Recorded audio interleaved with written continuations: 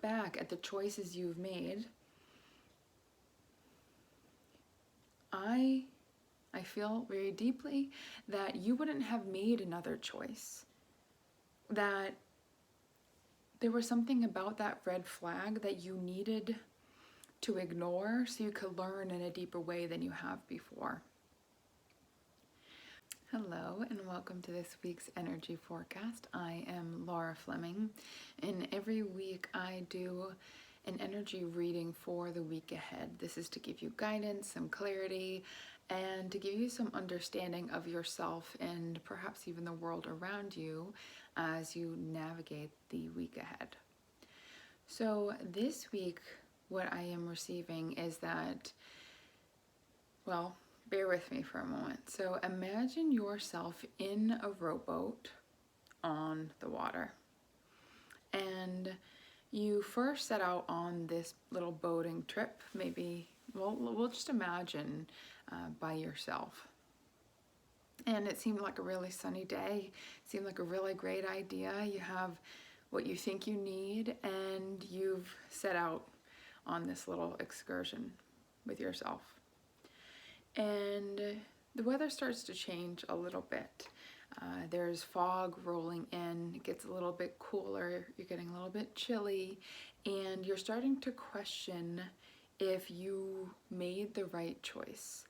Based on the information you knew heading out in your little rowboat excursion, you were making a choice that felt like the best thing that you could be doing right now. It's enjoyable. It's something I feel called to do. It's a beautiful day for it. This is a nice way to use my time. And then the conditions around you started to change. And then the first thing you do is go, did I do something wrong? Should I have done something differently? Did I miss a red flag? Because I could have sworn they were all green on my way to this excursion. So this week, the phase we're in, if we're using the rowboat reference, is that we're in that state where we're questioning, did I make the wrong choice? The fog's rolling in, and fog being a perfect reminder for the unknown, for I can't quite see beyond where I am, but I can see right in front of me. That is truly my only guide, is being as present as I can, using my awareness, using all my senses to navigate these foggy waters, while also needing to kind of keep my cool about me, because panicking in fog, that doesn't do anything.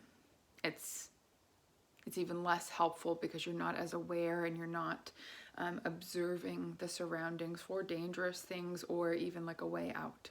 So this week may feel quite foggy for you. You may be questioning, did I make the right choice even getting in this damn boat? Like, were there indications before I got here that this was going to happen? In life, we tend to, as humans, we don't want to be wrong. So it is very common that we will blame the conditions. Well, the weatherman didn't tell me it was going to be foggy. Well, my husband said, well, my girlfriend mentioned that, and nobody prepared me for the fog that I was going to be going through. Even thinking about the work that I do, I'm encouraging people to follow their true path. And I can be a guide, but ultimately it's up to you to make the left turn or the right turn, or to keep going straight.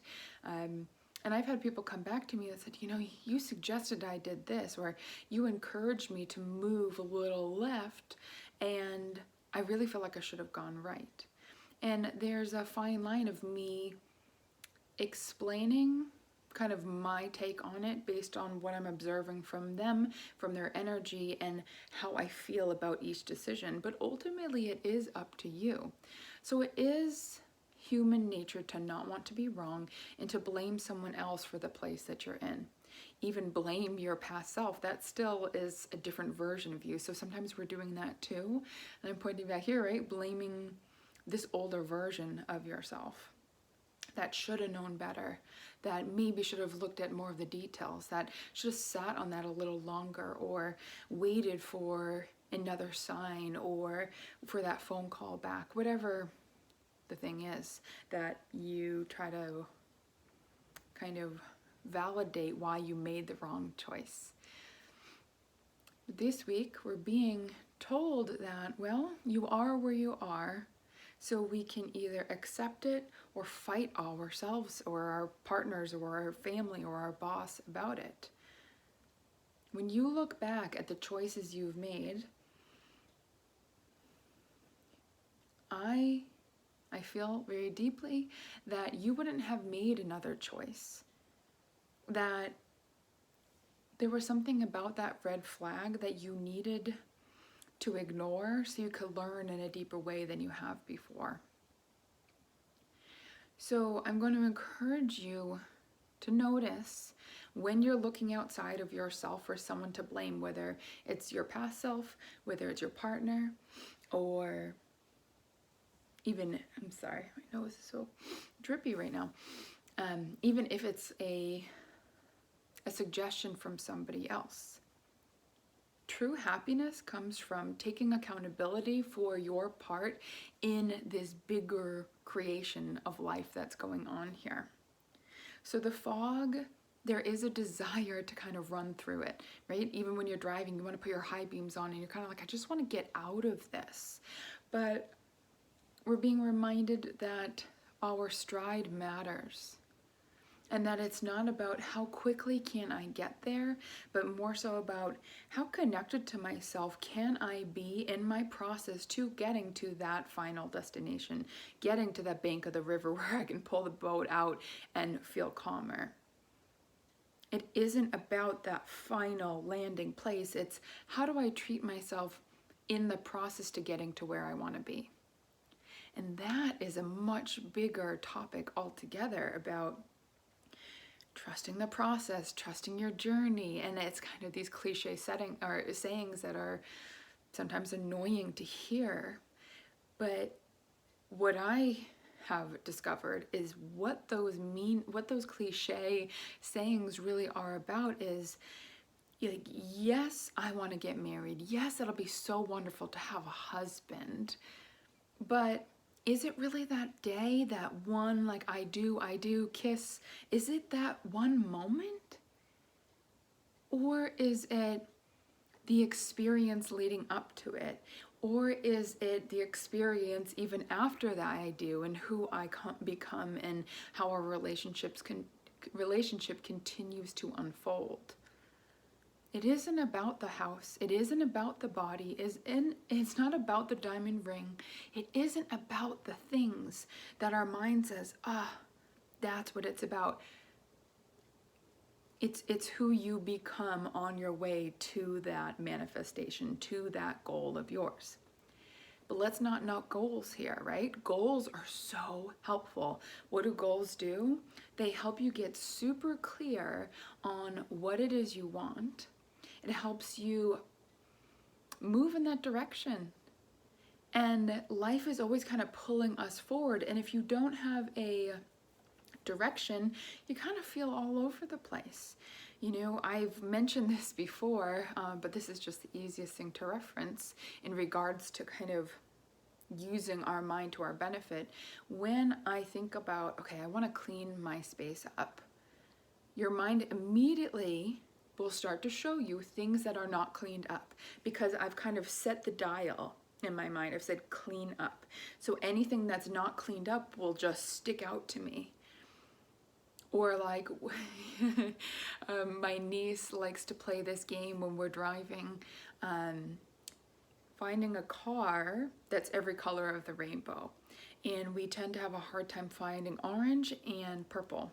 So a couple weeks ago, I had picked her, or I went to her gymnastics, and we were driving home, and we even found a pink car, which she doesn't call that like on the rainbow, but we found a purple car, and then we were looking for orange, and she starts to go, I don't think we're gonna find orange. I don't think we're gonna find orange. And we actually drove like the longer route home to try to find an orange car.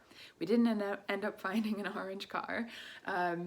And I said, I don't think I really believed that we were going to find one. And she said, I didn't either. Like, I really wanted to, but I just felt like maybe we're not going to. And maybe it was even in one of the houses with their garages closed, but we just missed it.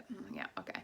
So I see her, I think maybe 2 weekends later, and we saw, I don't know, 20 orange cars in a Friday, Saturday, 3-day period. It was like orange car, orange car, orange car, orange car. Why? Because our minds had been dialed into that station of how cool would it be to see an orange car? And then when we get back together, and neither of us are really trying too hard to find that orange car. We both know we wanted it, right? That's like a desire in both of our hearts, but it wasn't, we weren't on the hunt for it. It was like, oh, that would be nice. That would, yeah, that's something we're definitely looking forward to, but we're not gonna like sit here and just wait for an orange car to drive by. And so there were orange cars everywhere. I still keep seeing them everywhere.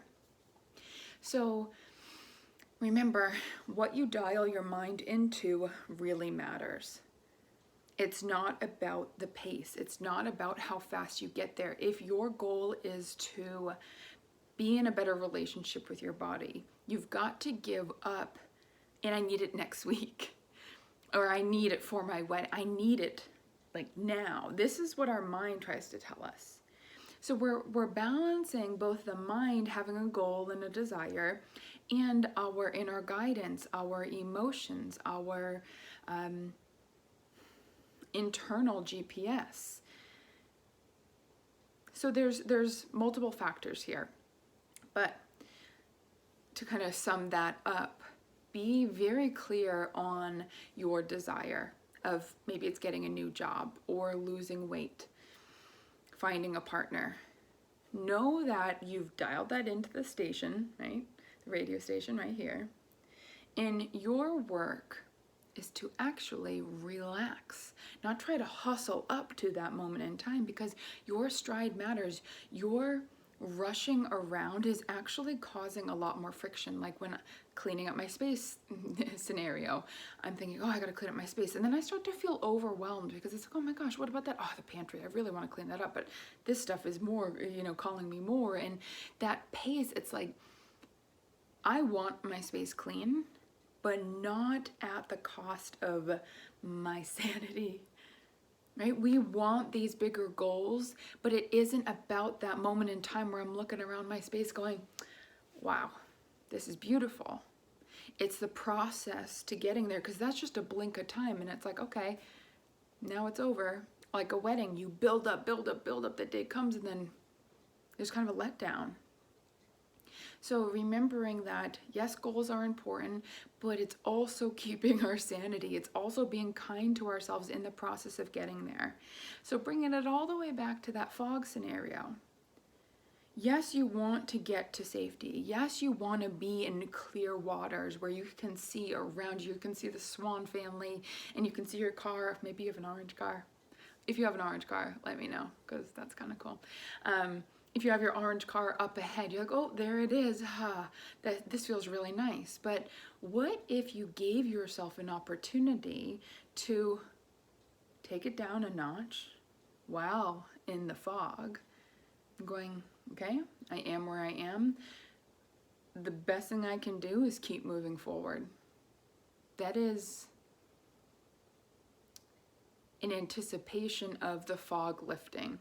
You being able to see clearly again. But for right now, I'm in the fog. I am where I am, and I can't change this. So should I try to speed up and maybe hit a rock and pop a hole in my boat? Or do I want to soothe myself, reminding myself I'll get out of this. I've been in sticky situations before. And panicking doesn't help me. Panicking makes this a lot harder.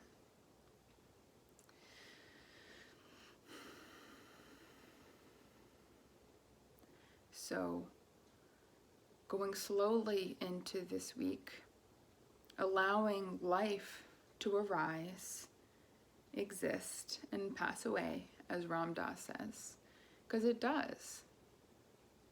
And another really cool thing that I came to the other day, Brad and I were going to sleep, and I was thinking about his mom, Jenny, who is actually right here.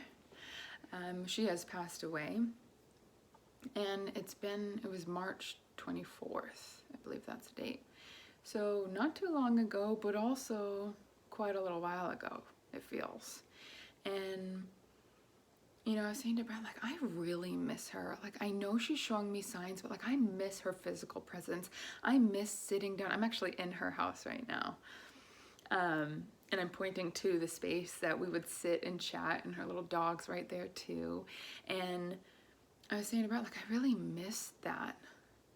And I felt sad for a moment because I was like, you know, someone passes away and it's this like your mother, my mother-in-law to be, and just to have such a presence, a person, that physical form no longer exists in our reality, but life just goes on. It's kind of the bitter sweetness that Mother Nature offers. It's like, yeah, you can pause, kind of, but we have to keep moving. We have to keep going on, or else you get left behind.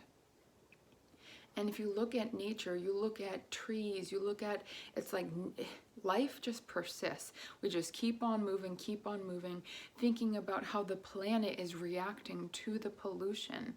It's like, all right, well, we're just going to adjust the temperature. We're going to raise this up a little bit. We're just going to adjust because we got to keep on moving on. So life is always calling us forward. It's no wonder we feel so pressured to hurry up and get through the fog, and because there is a ticking time clock, right? We don't know how much time is left on this timer.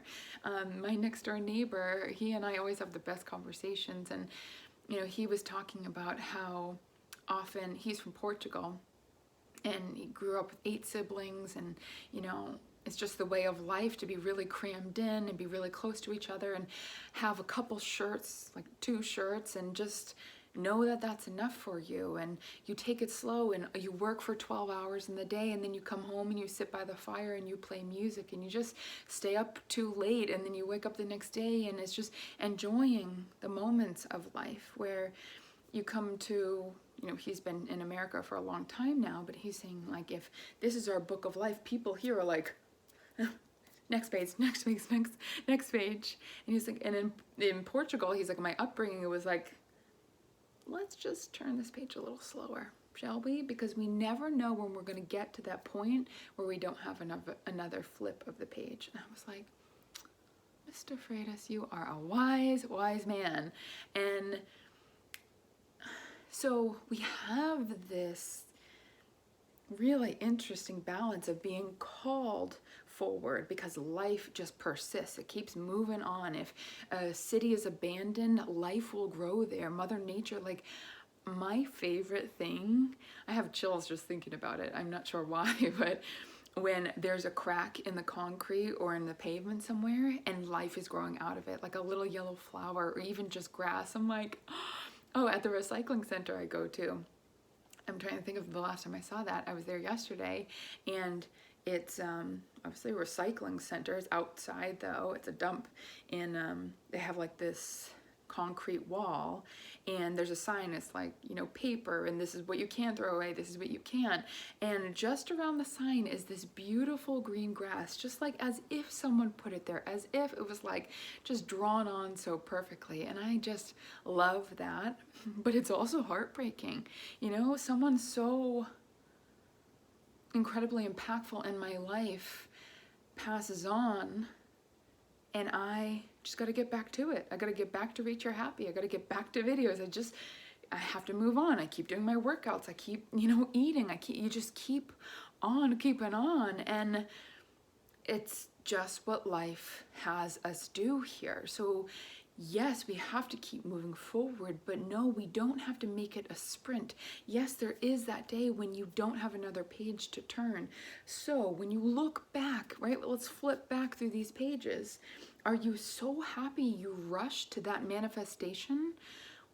Or is there another approach to this? And I won't even tell you what the approach is because it's going to be so different for every person because we all have a unique coding.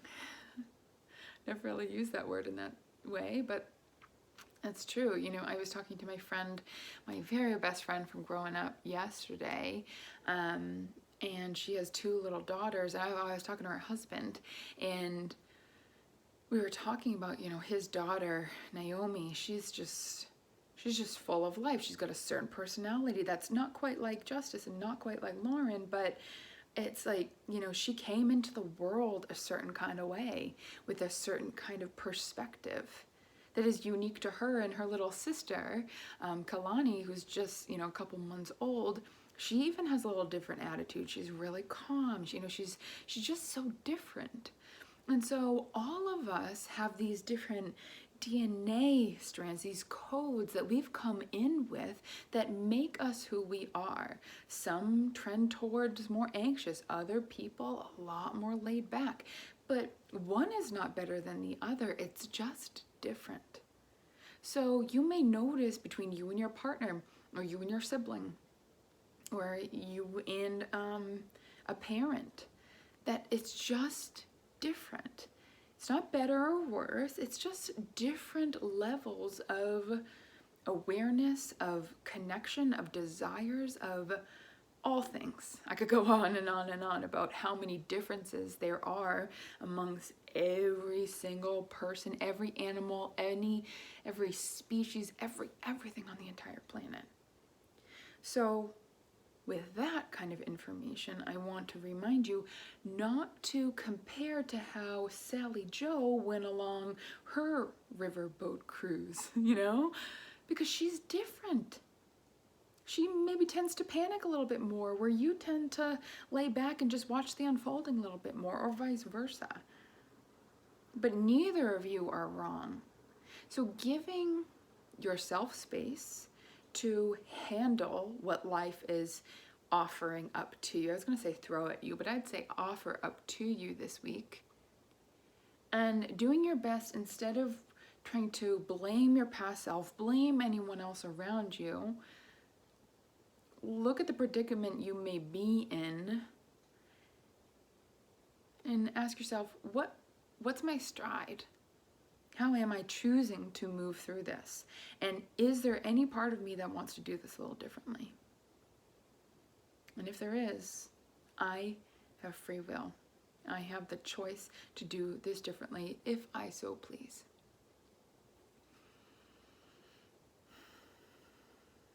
And my last words of encouragement is to stay centered in your heart this week, whatever that means to you. Thank you so much for tuning in to this week's episode of the Energy Forecast. I so appreciate you. If you made it this far, thank you. And I'll talk to you next week.